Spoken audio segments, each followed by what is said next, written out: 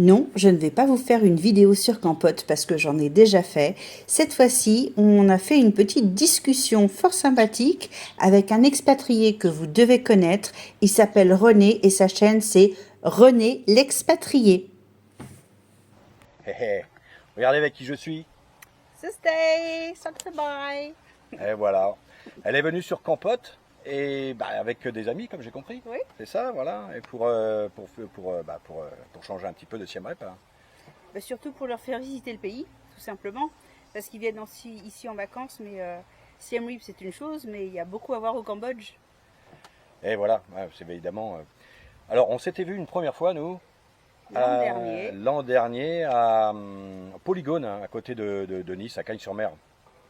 Et donc là, j'avais fait part de mon projet de m'installer ici. Donc tu m'avais parfaitement conseillé. Et du coup, maintenant, non seulement je suis ici, en plus, je te rencontre au Cambodge. Ouais. Et ça, c'est génial, hein.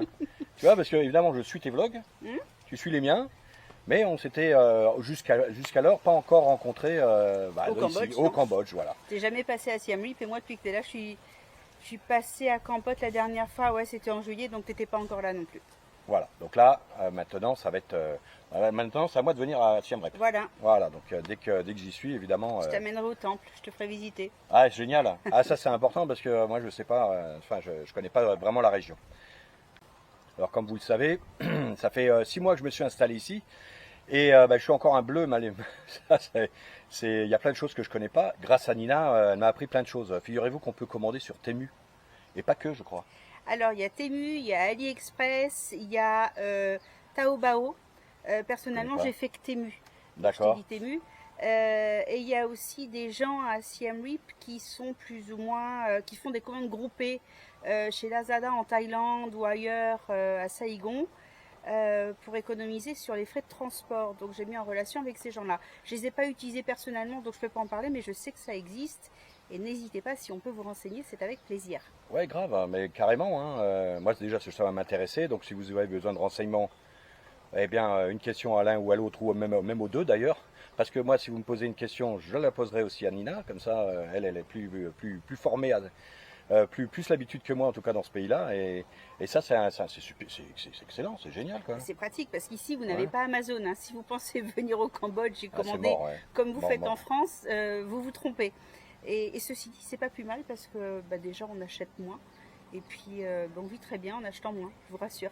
Et tu m'as dit qu'on peut aussi commander des choses sur Ikea. Alors oui, par le biais de ces personnes qui font des commandes groupées, ils commandent sur Ikea Bangkok et Ikea Saigon. Alors ils font pas les meubles, mais ils font tout ce qui est linge de maison, petit objet de déco, tout ce qui est léger en fait. Ça arrive de m'intéresser par contre. Alors, je ne suis pas fan d'Ikea, mais c'est vrai qu'on parlait de draps. Le problème du Cambodge, c'est qu'ils ont tous des draps synthétiques qui sont absolument abominables parce qu'il fait déjà chaud. Mais les draps synthétiques, on transpire encore plus. Donc les draps en coton ou en lin, ça n'existe pas ici. Donc c'est vrai que Ikea, pour ça, on les adore. Alors qu'en France, je n'ai jamais chez Ikea, moi. J'en ai acheté là parce que le grand lit, puis tu trouves que ça ici. Là, j'ai l'impression de dormir sur une bâche presque. Tu vois, c'est abominable, c'est vraiment horrible. Donc ça, c'est un truc, ou bien vous en ramenez de France, ou alors vous en commandez via les réseaux là en question. Ouais. Autrement, il y a une Française qui fait des draps en lin sur mesure.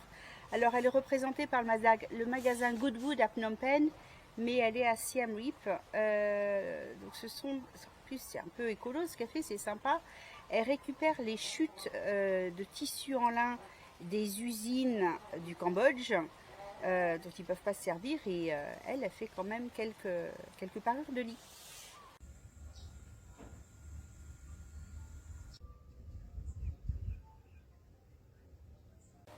Donc à la limite, en plus, ce qu'il y a de bien au Cambodge, c'est que si vous n'habitez pas à Siem Reap, que vous voulez ce genre d'artisanat, vous pouvez vous le faire envoyer, ça coûte 3 fois rien ici, de se faire envoyer au Cambodge. Inter-Cambodge, c'est ridicule les frais de transport. Donc c'est encore un point de facilité dans ce pays. D'ailleurs, je voulais faire un petit point sur ça fait 6 mois que je suis là. Et c'est marrant parce qu'on est venus presque tous, hein, un peu pour les mêmes raisons. Ouais. Hein, le ras-le-bol général de tout ce qui se passe, le stress permanent, l'énervement des gens, tout ça, quoi. Mhm. Et bah, moi, au bout de 6 mois, je suis toujours aussi heureux que le premier jour. Alors moi, j'ai trouvé transformé. Parce que j'ai rencontré en France l'année dernière, il était survolté, il était en colère, il n'était pas bien. Et là, je trouve super cool. Comme quoi, 6 mois, c'est bon. Arrêtez les cachets, les antidépresseurs, Ça venez sert au à rien. Cambodge. Voilà, exactement. Après, il faut changer de vie. Alors, ça convient pas forcément à tout le monde. Non. Mais c'est un pays qui est quand même assez extraordinaire pour ça. Parce qu'on ne rencontre pas cette zénitude, je ne sais pas si on peut l'appeler comme ça, Si. mais cette tranquillité, ce paradis de zen. Je dirais que ça se trouve partout en Asie du Sud-Est, Ouais. dans les pays bouddhistes, parce que bah, c'est leur façon de vivre qui est comme ça.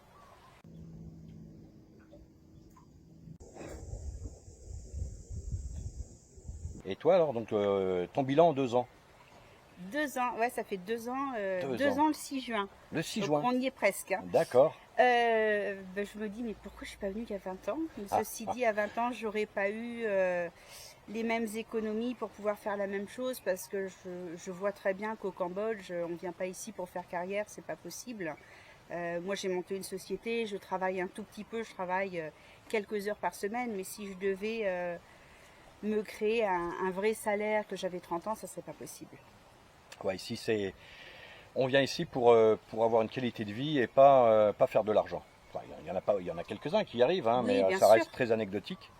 Mais ouais, ici, c'est plutôt pour une qualité de vie. Donc, il vaut mieux venir avec un peu d'économie et se faire des petits business de quoi survivre. Enfin, survivre, vivre, quoi. Hein. Ici, on n'a pas besoin de beaucoup, mais il en faut quand même un petit peu, malgré tout. Hein. Mm. Donc, 2 ans à Siem Reap. Ouais, 2 ans à Siem Reap. Alors j'aime toujours Siem Reap. Je trouve que la communauté d'expats est franchement sensationnelle. Il y a une entraide que je n'aurais jamais espérée. Alors j'ai la chance d'être bilingue depuis toujours, donc mes amis sont pas vraiment français, c'est plutôt international. Il y en a qui sont actifs, d'autres qui sont retraités. Et franchement, c'est le pied. C'est plus facile de rencontrer des gens ici et de tisser des liens qu'en France. Ouais. Alors ici, à Kampot, il y a aussi une petite différence par rapport à Siem Reap, c'est qu'il y a moins d'actifs à Kampot. Et puis c'est beaucoup plus petit aussi, c'est Oui, pas. c'est Ouais. vrai. C'est vraiment une ville. Ouais, sûrement on en discutait. C'est super. Voilà, c'est tranquille effectivement, mais il n'y a pas toutes les infrastructures qu'on peut trouver à Siem Reap. Les supermarchés, bah, il y en a 2 petits. Le reste se fait un petit peu tout est plus ou moins artisanal. Hein. Ouais, c'est pas tant les supermarchés. Non. Regarde, René a un problème de micro. Je vais lui laisser des micros parce qu'il n'y a pas de magasin ici pour en acheter à Siem Reap. Moi, j'ai Par des exemple. magasins pour acheter. Tout à fait. Phnom Penh, il y a tout ce qu'il faut aussi. Évidemment, c'est la capitale. Mais voilà, à Kampot, on est un petit peu éloigné. Il y a tout ce qu'il faut pour vivre correctement. Mais quand on cherche un truc particulier, il n'y a pas.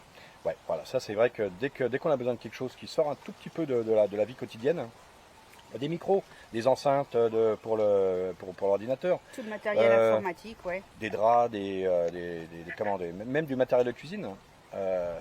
Ici, vous ne trouvez rien, enfin pas grand chose en tout cas, donc il faut aller sur Phnom Penh ou le commander bien évidemment. Par contre à Siem Reap, c'est pas le cas. Alors le truc que je ne trouve pas et que je vais acheter en France, c'est un filtre pour ma hotte aspirante dans la cuisine.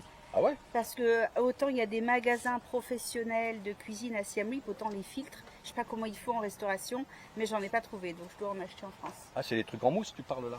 Non? C'est pas vraiment de la mousse, mais bon, c'est un truc blanc que tu mets D'accord. dans ta hotte. C'est des hottes professionnelles en fait. Oui, Ok. parce que j'ai une cuisine normale, mais c'est une hotte professionnelle que j'ai à la maison.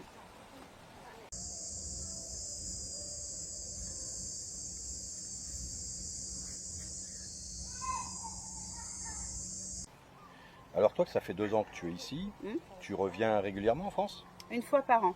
Une fois par an. Pas parce que ça te manque ou tu as des obligations? Ça ne me manque pas du tout, j'ai pas d'obligation, mais j'ai quand même une famille, D'accord. donc je vais les voir.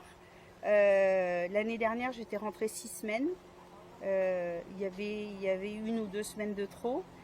Cette année, j'ai prévu 1 mois. Là, je pars dans 2 jours. Mais il y a Etihad qui m'a déjà changé mon vol retour plusieurs fois. Et ils n'ont pas changé que l'horaire, ils ont changé le jour. Donc, je suis obligée de rester plus longtemps que prévu. Les 6 semaines, ça se trouve, tu vas les faire. Bah oui, bah oui, Bon. bah oui, bah oui. Non, c'est vrai que ça fait peut-être un peu longtemps. Moi, j'y ai songé à repartir aussi en France, là, parce que ça me manque du tout, limite pour aller voir ma fille. D'ailleurs, je fais des gros bisous. Mais c'est tout, quoi. Après, ouais, ben, moi, voir mes amis, bien évidemment, mais je pense que 2 semaines, ce serait déjà pas mal. Hein. Mm. Franchement, parce que j'ai aucune envie. C'est peut-être la première fois que je suis en expat et que j'ai pas forcément envie de rentrer. Et tes amis viennent te voir ou pas? Alors pas encore. Encore. Ça fait que 6 mois que je suis là. Je suis pas, ils me laissent le temps de m'installer. Ensuite, eux, ils se laissent le temps aussi de provisionner le voyage, parce que bon, ça a quand même un coût, malgré tout. Hein. Ouais. Et en plus, s'ils viennent au Cambodge, ils vont vouloir ne pas rester qu'à Kampot, Bien qui sûr. est logique. Bien Hein. sûr. Donc ils vont devoir bouger, etc. Ce qui implique encore des coûts, des frais, même si les frais sont réduits. C'est toujours des coûts, hein, malgré tout. Hein. En plus, quand on vient en vacances, on n'a pas envie de se priver à regarder à $1 les Bah, choses. bien Quoi. sûr, bien sûr. Quand on vit bien ici, sûr. c'est un petit peu différent. On voit les choses différemment. Mais là, voilà, donc il faut ça. Et comme j'ai pas des amis qui sont fortunés, eh ben, il faut qu'ils travaillent pour ça. Bah oui.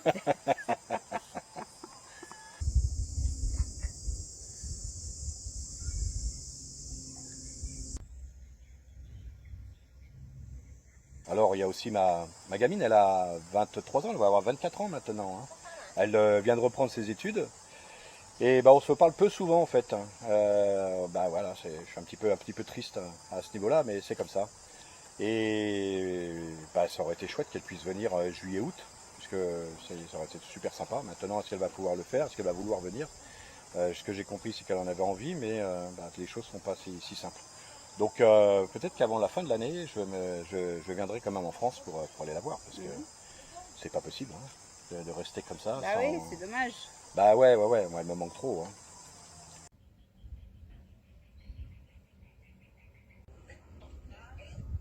Bon voilà, c'était un petit aparté, puisque je voulais rencontrer Nina, et puis je pense que c'était bien sympa, on a passé un bon séjour, super sympa. On a dîné 2 fois ensemble avec mes amis, ça leur a fait plaisir de te rencontrer aussi.